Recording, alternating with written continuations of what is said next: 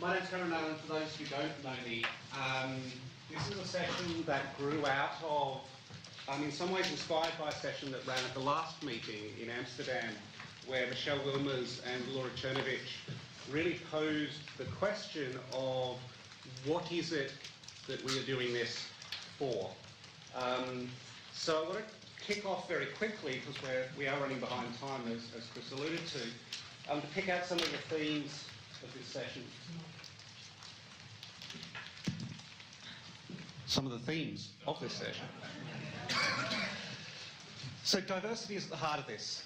Diversity is not just something that's been an issue in the scholarship space over the last 12 months, but I think it's fair to say has been sort of troubling across the world and globally in a very general sense. This meeting has changed in its diversity. I'm interested to know how many of you were at the Amsterdam meeting about a year ago? How many of you were at the first Beyond the PDF meeting? And how many of you were at all four? That's great. That's absolutely, it's absolutely brilliant. I mean, this is in many ways my favourite meeting with many of my favourite people, and yet we've managed to have almost complete turnover over the course of what has turned into a movement. So I want to touch on the question of internationalisation. Again, I'll pose a question. How many of you speak more than one language? My hand goes down at this point. How many of you speak more than two languages? Okay, now I want you to keep your hands up, hands up, hands up, hands up. I want you to put your hands down if English is not your first language. So these are the people who started off in English and have taken the trouble to learn more than two languages, more than one language, however many questions I asked. Which might strike as an issue. So we've decided we're actually going to do this panel session in French. Which is great because I don't speak French at all. We need to ask questions about value. What is the value of what we're doing? What is the value to who? And a big theme of this session is going to be networks. So the title is Valuing the Diversity of Scholarship, Scholarly Impact in a Networked World. What we've done is actually really focused on those people who came here on travel bursaries, who are looking at the application of the change of scholarly communication, trying to reach audiences or communities that are beyond the spaces that those of us who have been embedded in the technology, in particular the technology of STM publishing, may have overlooked. So the idea is we're going to have a set of small presentations, one of which will be by video from my co-chair. My co-chair demonstrating networks and diversity and internationalisation is actually in Hong Kong at the moment. Hopefully, Leslie, you are on the live stream.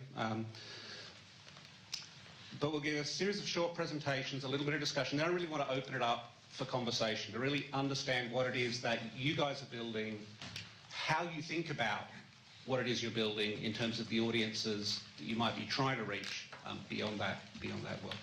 The second set of three speakers are all involved in a project funded by a Canadian development agency to create a network on open science in the support of development globally. And so what we're going to do is have a brief introduction from Leslie can I get that back up on the screen? Can I actually get back to the Windows computer on the screen?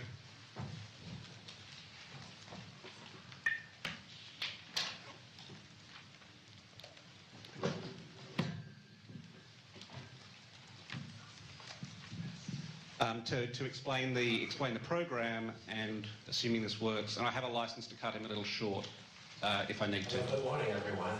I'm Leslie Chan. I'm supposed to be one of the co-chair of this session, but I apologize for not being able to be there in person. But I'm well represented by my colleague Cameron Nealon and several colleagues who are participants of the Open and Collaborative Science and Development Network. And shortly you will hear from Alain Rosset, Najat Saliba, and Josique Lorenzo about their respective projects and how their research we will provide some aspects about open science in a non-mainstream context. What I'd like to do in the next few minutes is to give you a very brief overview of the motivations behind the OCSD network and what we hope to achieve over the next 3 years. We are very pleased to be participating at this conference as we would like to draw attention to some of the neglected issues in the openness debates and in scholarly communications in general, and to invite researchers and developers and policymakers to think about some of these neglected issues. The OCSD-Net is a newly launched initiative. It's a network project funded by the International Development Research Center in Canada and the Department for International Development from the UK. The project is being jointly coordinated by the Innovation Hub, or iHub, based in Nairobi, Kenya, and the Center for Critical Development Studies at the University of Toronto, Scarborough, where I work. The network is also supported by an international team of expert advisors, and Cameron Nealon is a key advisor to the project. Advisors play a key role in overseeing the overall directions of the network and in mentoring the grant recipients of the 4 project sub-grants, and I'll return to this shortly. One of the starting assumptions, one that will be the subject of critical assessment, is that open approaches to knowledge production have the potential to radically increase the visibility, reproducibility, efficiency, transparency, and relevance of scientific research, while expanding the opportunities for a broad range of actors to participate in the knowledge production process. This latter claim about increased and more equitable participation in researchers from the global south or from traditionally marginalized regions is indeed one of the key areas of focus for the OCSD network. Both IDRC and DFID from the UK are strong supporters of open access and openness in general, and the emerging notion of open development. And we're also seeing other agencies such as the World Bank and the UNESCO, and most recently the Gates Foundation, showing their support for openness and open access and open data in particular. Now, open development is a broad umbrella term, really a hypothesis that supposes that open models and systems enabled by internet and other communication technologies, and particularly mobile technology, along with alternative content licensing regimes, could result in democratizing and network effects, which can in turn lead to greater access, participation, and collaboration in a number of fields and sectors. The assumption is that this will lead to improved well-being for individuals and their communities. IDRCs and some of these other agencies I mentioned are funding research looking at the quality of openness and their impact on these various sectors in education and science and knowledge production, in government, social enterprise, and the creative industries. However, despite the great enthusiasm for all things open, we really have little empirical evidence on whether and how open science practices make a difference in terms of development outcomes. So what we really need is more substantive research on openness across disciplinary boundaries, something Tyler will be speaking on as well. And one of the key tasks of this network initiative is the development of a rich conceptual framework that acknowledges the diversity of knowledge production and legitimation, and also the institutional context in which these processes take place. This also means that we need to study not only the interaction between the technology itself, but the people who use it and the organizational and environmental context in which it is embedded. Context is clearly the key. One of the key problems with technology development is that often contexts are ignored as if all the environments are homogeneous. So I'm going to stop Leslie there because I think we can illustrate some of those lack of homogeneities with some of the presentations. So if I could ask Aline to come up and I will get the slides.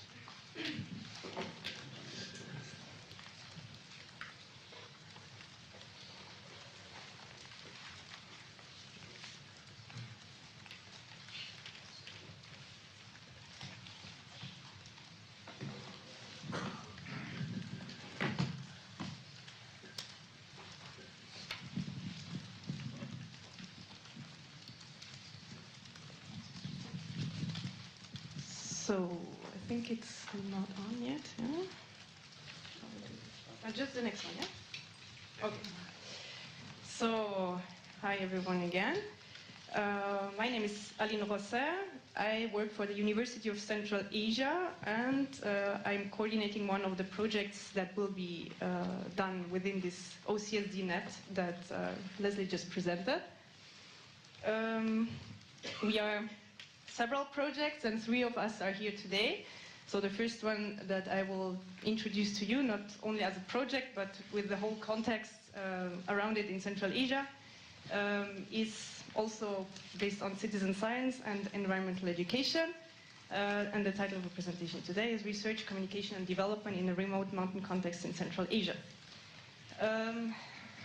First of all, I wanted to introduce Central Asia in general. So maybe to continue Cameron's question session, how many of you can name 5 countries in Central Asia?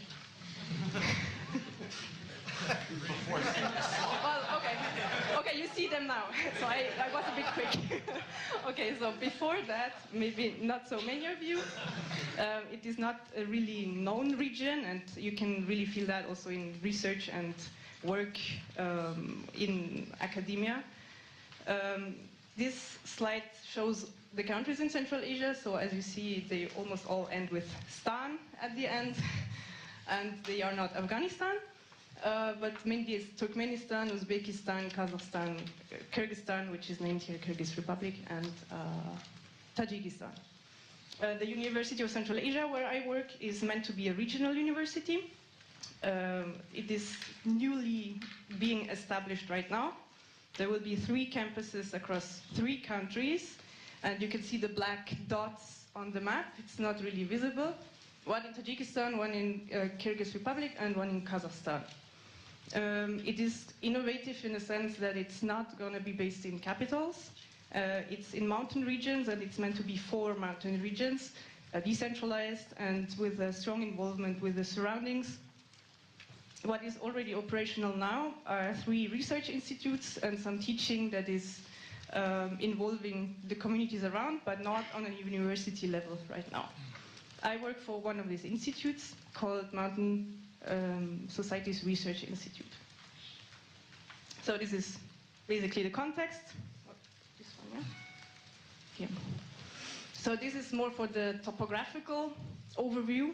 So basically the whole part you can see in the lower part with mountains is Kyrgyzstan.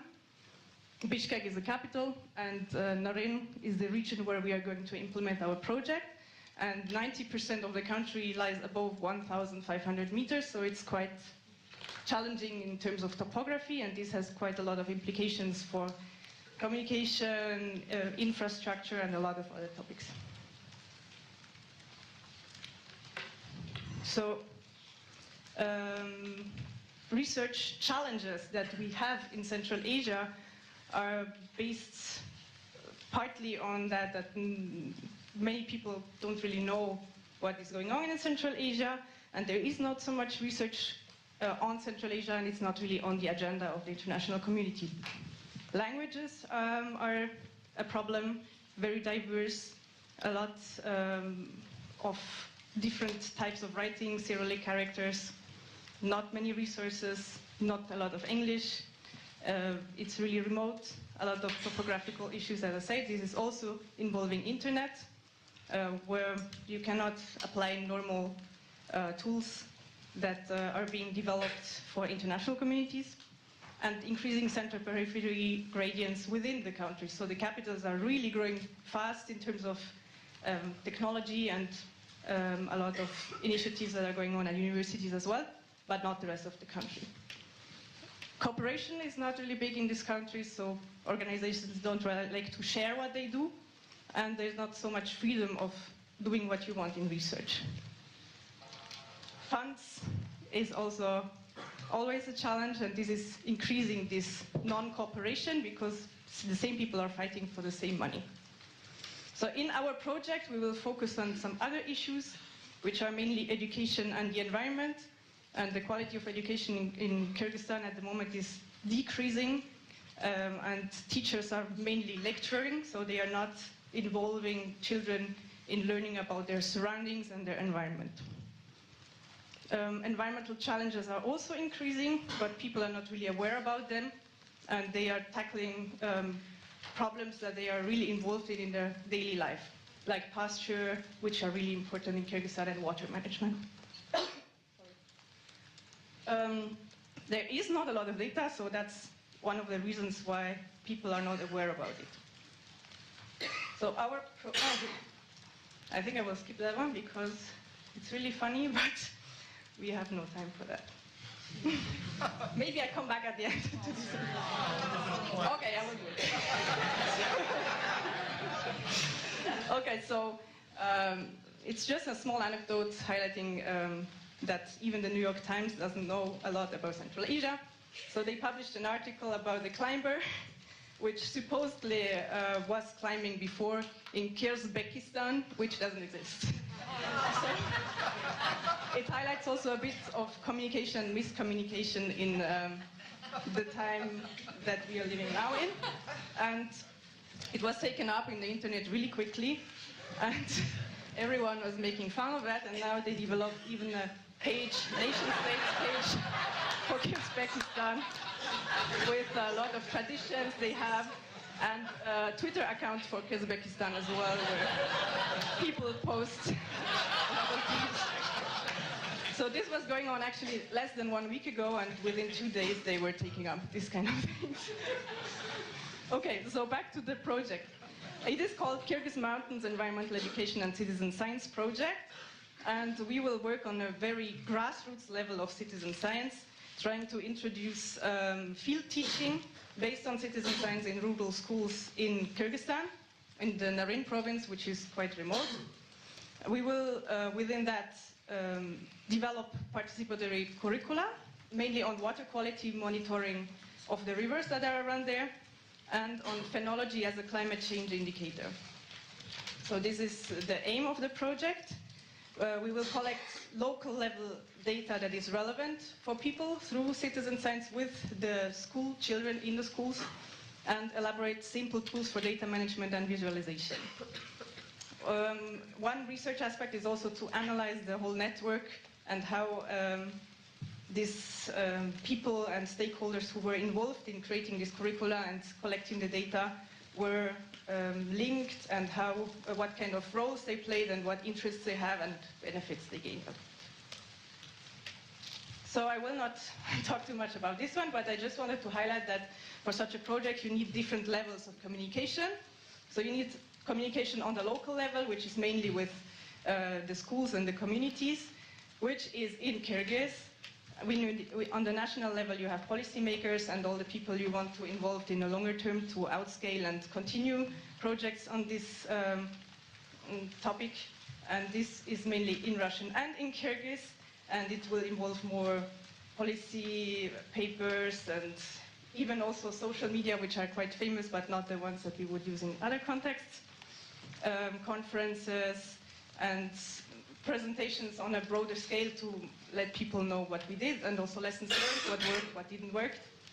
And on the international level, as we are part of a network, it will also be important to connect with the other projects and have a presence that it will mainly be in English. So that was just a quick map to show that Facebook, for example, is not used in Kyrgyzstan. So if you want to use social media, you have to go to other social media that are not really known in our spheres. So these are different contexts. Just to finalize, these are best practices that are not linked to this project, as the project is only starting now. But these are some things that are already going on. So on the local level, something that worked well is the mobile digital library, which is this bus you can see there, traveling to villages and bringing knowledge, which includes also simple publications and outputs that are interesting for people, and also collect back information from them, what kind of research or what kind of information they would need to increase their livelihood options. On the national level, there's a coalition for open education in Kyrgyzstan, which is meant to improve the knowledge, what is open education and why is it good for Kyrgyzstan, and to tackle a bit this problem of non-cooperation, non-sharing, and non-willingness to be part of a bigger network of open education. On the international level, there's a project called K-Link, which is about sharing and managing knowledge on climate change in Central Asia. And it's basically trying to work on the same issue, that collaboration and data sharing can be also addressed if you have several institutions and they don't want to give their data to one portal where everyone will share the data. You can install some plugins in each website that will search the whole system and will not, it's really hard to explain, so I will just continue, I will just finalize the presentation like that. So if someone would be interested in that, I can talk about it later. So that's it. If anyone has good tools that would be suitable for remote contexts, I would be really happy to talk about that.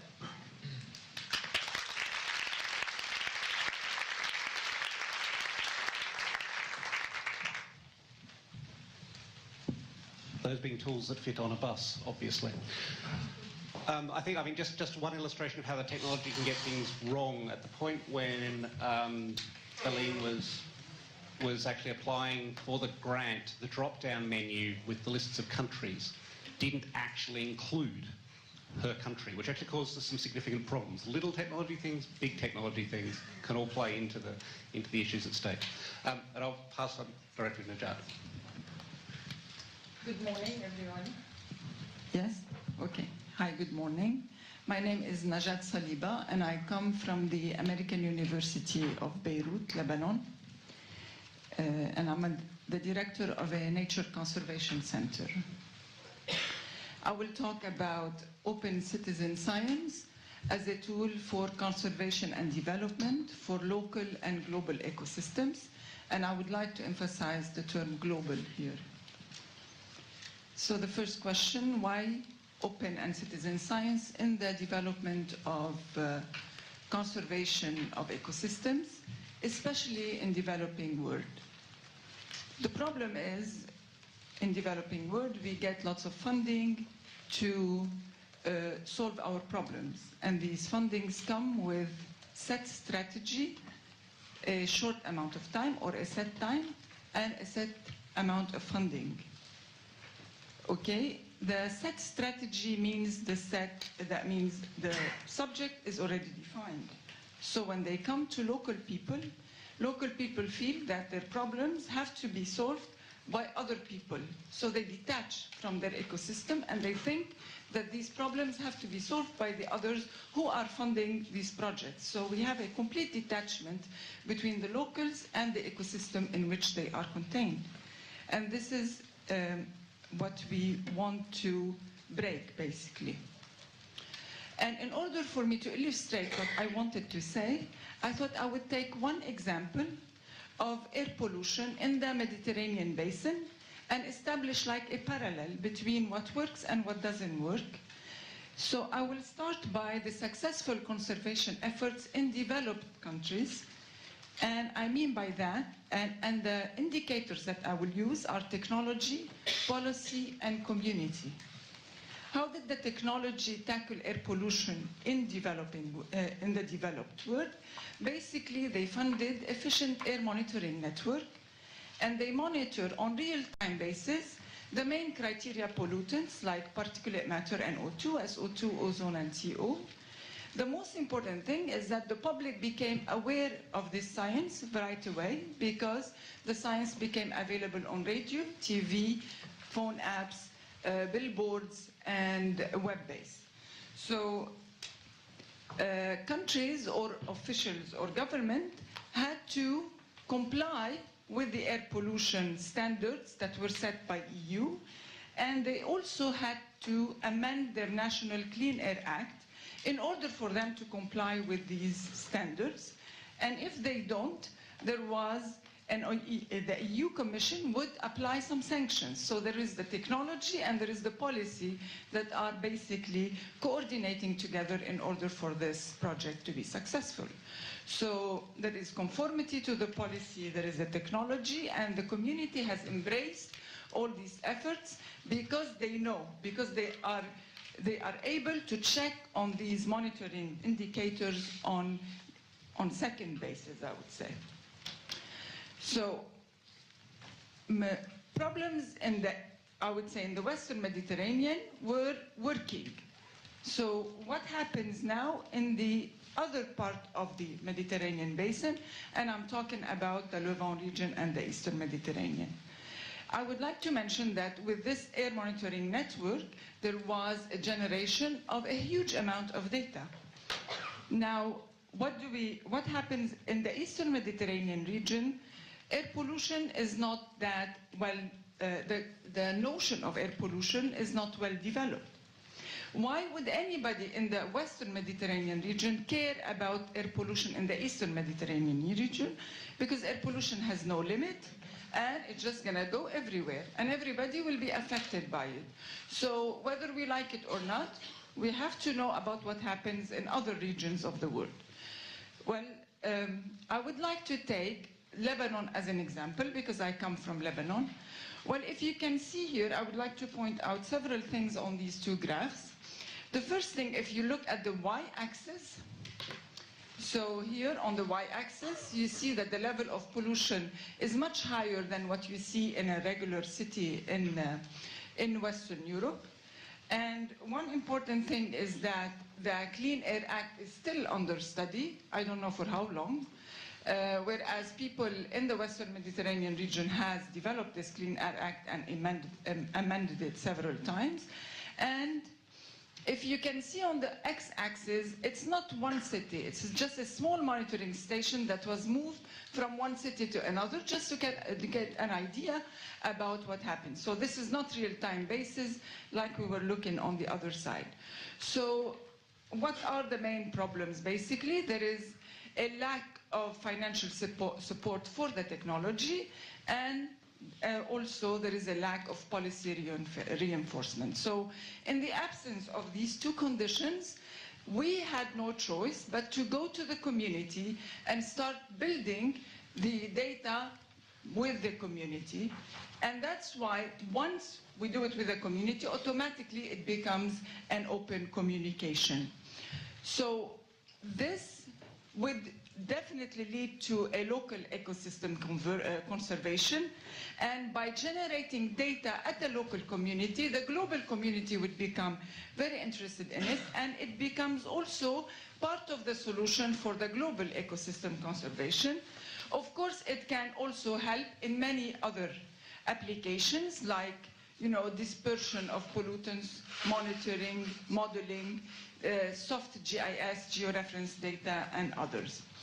I would like to say that this community-based data generation is a model that we have created for other systems in the Nature Conservation Center at the American University of Beirut. We have created it for mapping the biodiversity in the region, and successfully created 55 or 50 different green map for 50 different villages. So the model exists, and now we want to apply it to some environmental challenges. And basically, we will see whether it will solve the air pollution problem that the government could not solve, and I'm not sure how much time it will take. Thank you.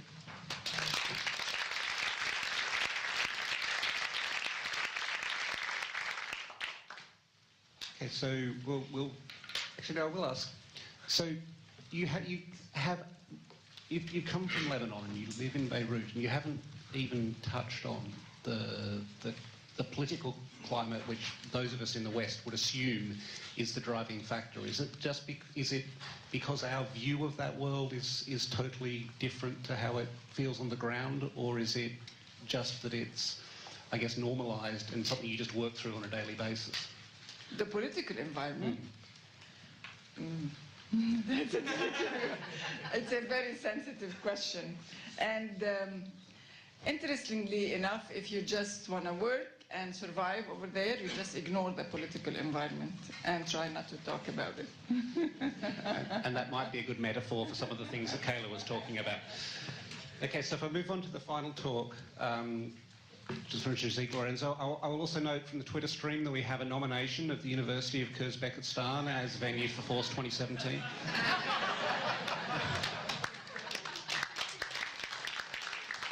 We'll create a country.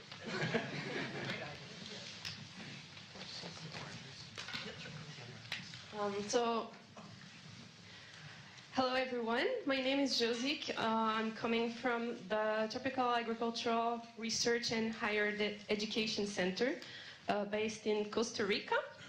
I'm coming also as part of this project, and I would like to thank you also, Cameron and Leslie, for inviting us. I know we're presenting quite a different perspective, and so I hope at least you will take something out of it. Why do I talk about inclusive and active openness? I've heard a lot about citizen science, and it always involves a lot of crowds or mass communication, but sometimes to be inclusive might mean not necessarily to involve everyone, but to target certain specific groups. And when we mean active, we mean to promote it actively, and so to try actively to disseminate or create tools that would fill this gap between the upper 10% and the last 10% that the previous keynote talked about. So what is the background for our civic science approach? The first reason we found was to restore public trust in science. I'm dealing with a project dealing with climate change data, and there's a lot of mistrust towards this kind of data and approach. So this is one of the reasons through scientific literacy you can improve the impact and credibility of data, especially when it's based on predictions. It's also a response to complex environmental problems, such as climate change. Again, we do not have certain answers yet, so we need to incorporate local solutions, and in this case, politics are a substitute to certainty. And finally, there's also this idea of democratizing science, and so making it more available to anyone, especially if it impacts people's lives. So this is only to present my institution. CATIE is a regional organization, and it works in the triangle of research, postgraduate education, and we have a special emphasis on technical cooperation and outreach.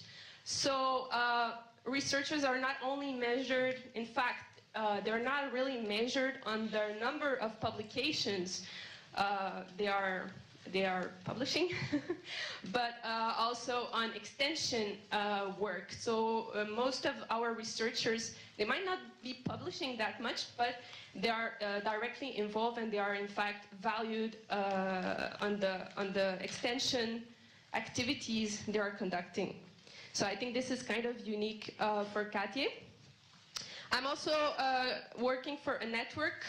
It's the Ibero-American Model Forest Networks. This is a collection of social platforms we have. It's all around the world, but in Latin America we've been the most dynamic network up to date. And I know the name Model Forest sounds a bit confusing. It was chosen 20 years ago, so I can't change it, but it's basically social platforms, so a proper name could have been a bit different. It's territories which involve forests as an important ecosystem, but it also includes a lot of other land uses and values. So it's basically a landscape approach, and it's usually created from the bottom up. And in Latin America, South America, Central America, the Caribbean, and Spain, we currently have 29 territories in 15 countries. And I would say that about half of these territories are actually very dynamic and very active, and in all sorts of activities, including knowledge sharing and some research being conducted and promoted in these landscapes. So I would say, why always creating or trying to create new networks or new platforms when we already have something that's going on, and so leverage and build on these. So my project is based on 2 of these platforms, 2 model forests, one in Costa Rica and one in Colombia. And what we're trying to do is basically take already data that we have collected. We have like so much data, ecology and climate, that has been collected in those 2 territories through CATIE. And one of the criticisms was that this data was not being used. It wasn't useful. And that it was completely disconnected from the people. So that was the origin of this project, to try to turn this data into something useful that really have an impact. So we're just going to put it open access, and we're going to try to find a proper visualization tools that are adapted, working together with the communities. And we're also going to have them involved in a process, not all of them, but it's just a pilot at this moment. But working with leaders in the communities, it can actually spread out quite quickly. And so, yeah, we're thinking maybe this would be the very first start of a future possible crowdsourcing of data, but we're not there yet. Communication challenges in general in Latin America. Mexicans have coined the term lost science. Well, yeah, we have already talked about language barrier, closed access, resources, technological skills. I see in the audience almost everyone has a MacBook. I'm gonna maybe have my first MacBook soon, but I know a lot of people don't, and they don't use Twitter, and we're working on it. We opened our first Twitter account, and so things that we take for granted sometimes are not so easy to work with. We had technological platform established, and it didn't really work. So we're working on this. And the problem is also that in terms of funding, Latin America is not a priority anymore. Yeah, what can I say? Costa Rica is considered relatively developed countries, but if you would go to many areas, you will not feel that, right? So unfortunately, at CATIE, we have to make a lot of efforts in terms of funding. Challenges specific to communication with local communities that I think we also all faces in our common projects. Jargon, the attitude of the scientists, which is very important, donor priorities, the locals that don't trust scientific data, again, and the scientists that are perceived as elites. So maybe by making a concrete effort, we're trying to get down to those communities. Do I still have it? Well, okay. Well, my last slides were just kind of like a little like a wrap up, but it's just like to illustrate so things that we think as scientists we should be closer. That was a graffiti in Panama City, your ego is not your amigo, and I found that funny, and I found that how scientists sometimes we think we know everything, but in fact, truth is very relative.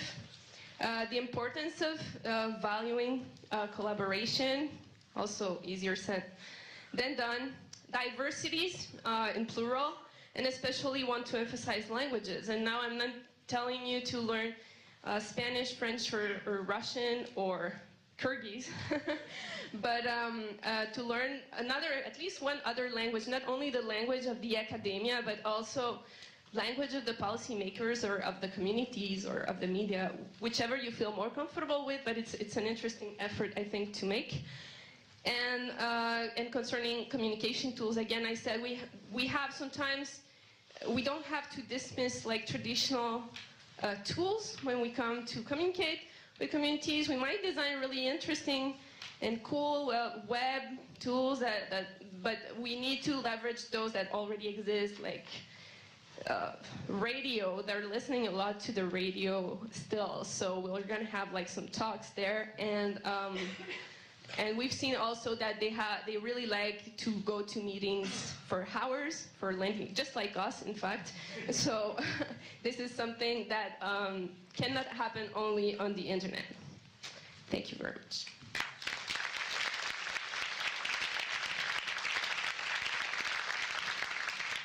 Thanks. So we are right on time. I was given the instruction to make time up as far as possible, but we could talk amongst ourselves here, which was part of the intent, but really want to hear from your response as to, I get a hand with passing these around as well. Thank you.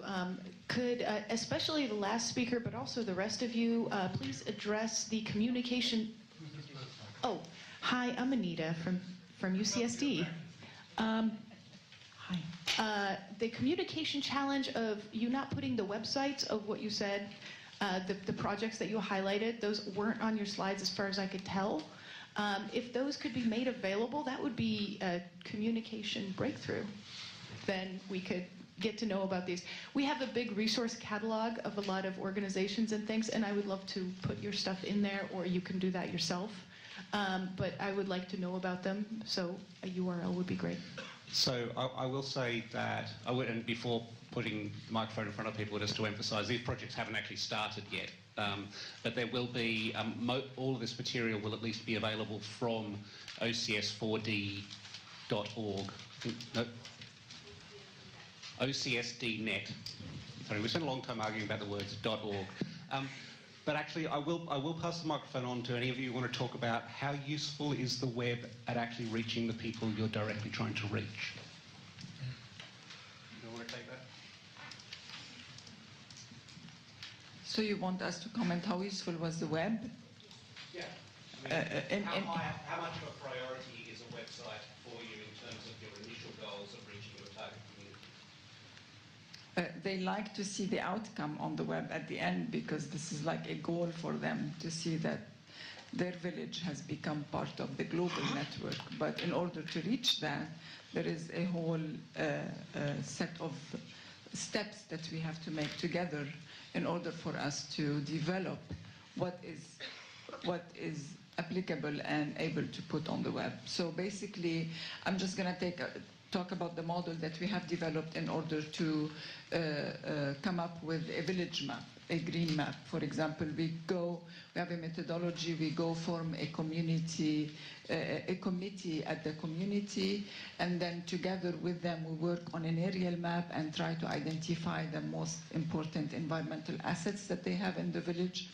And we do it by pencil and paper, because other than that, I mean, it has to be really accessible and really easy for them. So we start with workshops and then meetings, and together we develop those those maps, and then we take them back to the office, we digitize them, and this is when they become ready to be put on the map. So there is a lot of give and take, and a lot of meetings that we have to do with the community in order for us to come up with it. So with our audiences, and especially children, they actually really love technology. So they do want to use tablets, for example, for managing data, but you cannot use the internet at this point. So actually we do use technology, but then we have to bring back these tablets to a place where we have internet, and then connect it and upload the things. So it ends up on the internet anyways, but to bridge the gap where you don't have internet, you need to find some other methods to bring that up. And I think maybe the other point to make a bit more explicitly is that in many of these cases, opening up that and making it public at the beginning is actually a problem. And it can be, I mean, and I say that as a person who likes to be very transparent. Oh, we have a question here. Bernard Silverman, I'll be on a panel later. I do all sorts of different things, and I've got links into the arts, humanities, social science, and the science community. And also, my day job is as the Chief Scientific Advisor to the Home Office, and this business of expressing science in ways which is clear to policymakers is very interesting. because it's not that people don't want to understand us, that we are not very good at just making difficult things simple. And one of the reasons is that we think we lose status by doing so.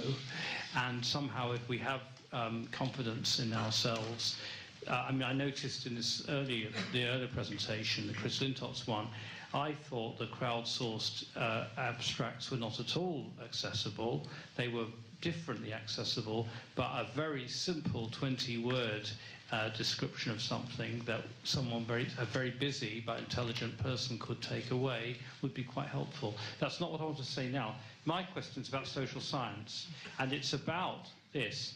It's clear from the first presentation that we had at least one example of where social scientists were, in a sense, the most conservative of all. And I was reflecting on why that might be, because it does chime with my own experience, but it's not a proper conclusion. So first of all, there's a good piece of real social science to do, which is to do some sort of survey or something across disciplines to see what the appetite is for different ways of doing things in the humanities, the social sciences, and the different areas of the physical and life sciences. So that would be a very interesting thing to do. But the second thing I'd like to suggest is that it could be because social science is more geographically localized anyway, and that's where it gets to the other members of the panel. I'd like to ask you whether you think social science is an area where you build internationally as well, or whether you are more comfortable, for whatever reason, in looking at the more physical life, geographical, geographical questions that you have told us about.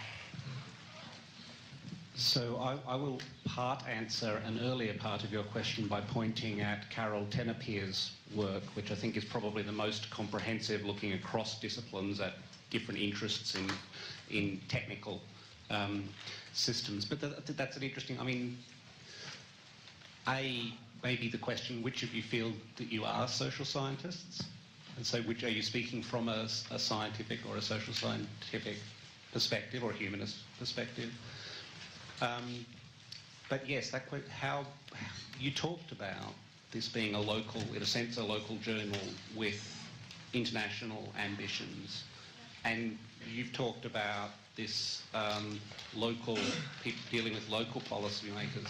Is it in a sense that social community aspect is local, and that's a consequence of the way people do social science? I will open that up to other social scientists in the room as well.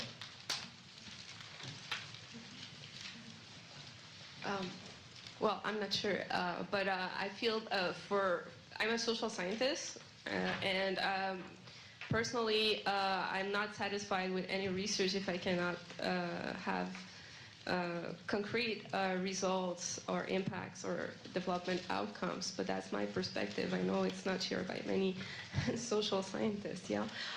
Also related to policy, one of the roles, I think, of science is to help move citizens, or make the link between citizens and policymakers, and that should be one of the roles of sciences. And in one of our mall forests in Puerto Rico, they've been really effective in doing that because they were very activist at the beginning, you know, because they were against this mining company and stuff, but they were not taken seriously until they started working with scientists in Beijing and like developing their proposal. And that worked out really well. And since then, they're working with a university, in fact.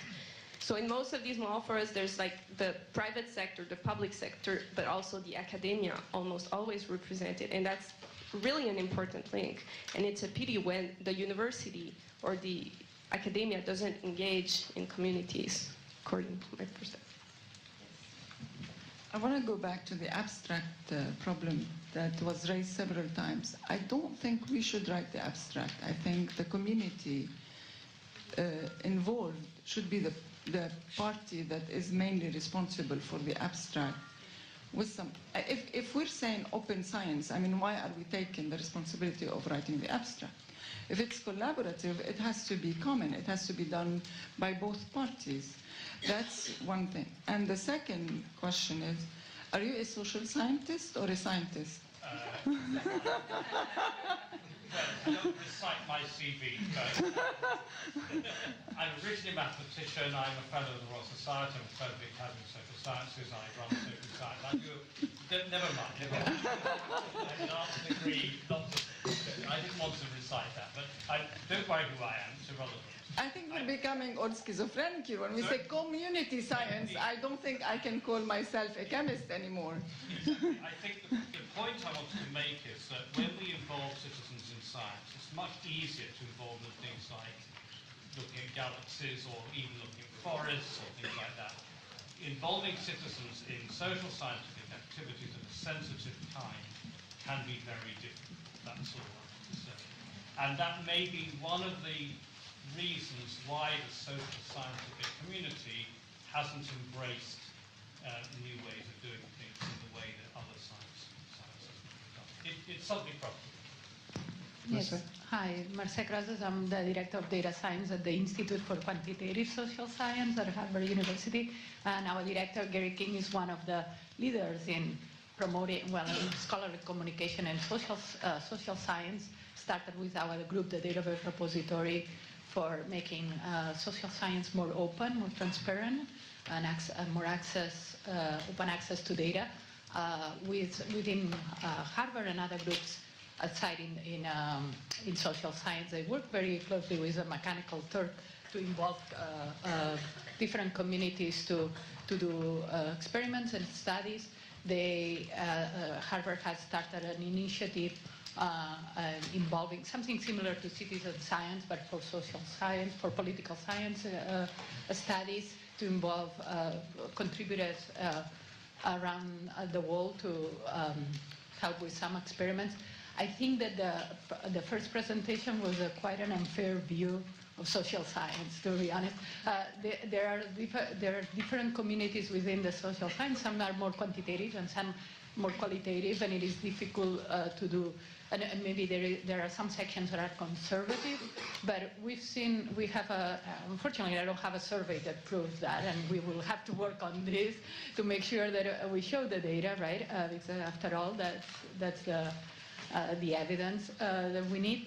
But we have seen in a qualitative way quite an increase on a lot of journals, including SAGE publications. We have now just got a Sloan grant to work with SAGE and other publishers in journals in social science to make research more transparent. So I think there is a lot of engagement from editors in that field. I think there is a lot of quantitative work that talks about, well, making methods and quantitative algorithms and using social science more transparent and open, using R as a statistical programming language that is open source, and using repositories like the Dataverse, community repositories.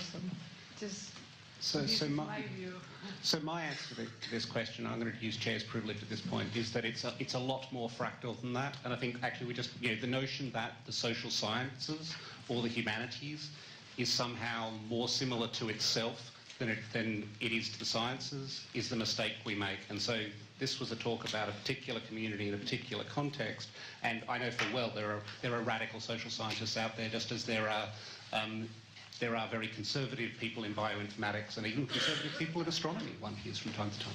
So on that note of appropriate for the community, I think we've lost a little bit of time, and we need to get people onto the Western. That's my laptop, it's fine. It's just another MacBook. But I will put to you the question that I was going to close the panel with, which is, as we talk about the fact that we're also committed to the future and to change, and to bring it back to Chris's point right at the very beginning, think about that commitment to change and to specificity as you go back to your work life and write that document which is going to be sent to a publisher and published as a PDF. And think about what it means to actually be part of that change and what it means to be on the other side of wondering what this technology is for. So who are you building for, and how are you talking about it, and to who? And with that, thank you very much, and it's lunchtime.